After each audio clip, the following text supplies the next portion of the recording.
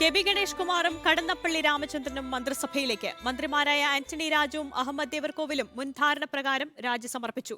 പുതിയ മന്ത്രിമാർ 29-ന് രാജ്ഭവനിൽ സത്യപ്രതിജ്ഞ ചെയ്യും. ഗണേഷ് കുമാറിന് ഗതാഗതവും കടന്നപ്പള്ളിക്ക് തുറമുഖ വകുപ്പുമാണ് ലഭിക്കുക. നവകേരള സദസ്സു മൂലം 1.5 മാസം വൈകിയ മന്ത്രിസഭാ പുനഃസംഘടനയ്ക്കാണ് ഇന്ന് ചേർന്ന ഇടതുമുന്നണി യോഗം അംഗീകാരം നൽകിയത്. മുഖ്യമന്ത്രിയെ ക്ലിഫ് ഹൌസിലെത്തിക്കണ്ട് രാജി സമർപ്പിച്ച ശേഷമായിരുന്നു അഹമ്മദ് ദേവർകോവിലും ആന്റണി രാജുവും മുന്നണി യോഗത്തിനെത്തിയത്. കേരളത്തിൽ മന്ത്രിസഭാ രൂപീകരണ ഘട്ടത്തിൽ തന്നെ പരമാവധി എല്ലാ കക്ഷികളെയും പരിഗണിക്കുക എന്നതിന്റെ അടിസ്ഥാനത്തിൽ ഡിസംബർ മാസം 29-ാം തീയതി വൈകുന്നേരം 2 പുതിയ മന്ത്രിമാർ സത്യപ്രതിജ്ഞ ചെയ്യാൻ തീരുമാനമെടുത്തു കഴിഞ്ഞു. ഗണേഷ് കുമാർ, കടന്നപ്പള്ളി 2 കക്ഷികളുടെ നേതാക്കൾ മന്ത്രിമാരായി സത്യപ്രതിജ്ഞ ചെയ്യുക.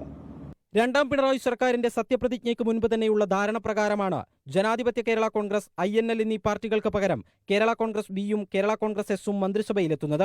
വിഴിഞ്ഞം തുറമുഖ നിർമ്മാണത്തിന്റെ ശില്പികളിൽ പ്രധാനി എന്ന വിശേഷണവുമായാണ് INLന്റെ ചരിത്രത്തിലെ ആദ്യ മന്ത്രി അഹമ്മദ് ദേവർകോവിലിന്റെ പടിയിറക്കം.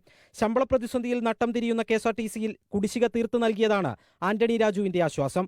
ഒന്നാം പിണറായി സർക്കാരിൽ പരിഗണിക്കപ്പെടാതെ പോയെങ്കിലും CPMന്റെ അടിയുറച്ച പിന്തുണയാണ് ഉമ്മൻചാണ്ടിക്കെതിരായ സോളാർ ഗൂഢാലോചന വാൾ തലയ്ക്കുമീതെ നിൽക്കുമ്പോഴും ഗണേഷ് കുമാറിന് മന്ത്രിസ്ഥാനം ഉറപ്പാക്കിയത്. കടന്നപ്പള്ളി രാമചന്ദ്രന് മന്ത്രിക്കുപ്പായത്തിൽ ഇത് 3-ാം ഊഴമാണ്. അഹമ്മദ് ദേവർകോവിൽ കൈകാര്യം ചെയ്തിരുന്ന തുറമുഖ വകുപ്പ് കടന്നപ്പള്ളിക്കും ആന്റണി രാജുവിന്റെ ഗതാഗത വകുപ്പ് ഗണേഷ് കുമാറിനും ലഭിക്കും. വെള്ളിയാഴ്ച രാജ്ഭവനിലാണ് സത്യപ്രതിജ്ഞ. ഇതിനായി ഒരുക്കങ്ങൾ ആരംഭിച്ചു കഴിഞ്ഞു.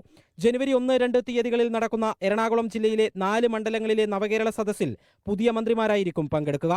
Reporter Sarath K Shasheen, reporter, Thiruvananthapuram.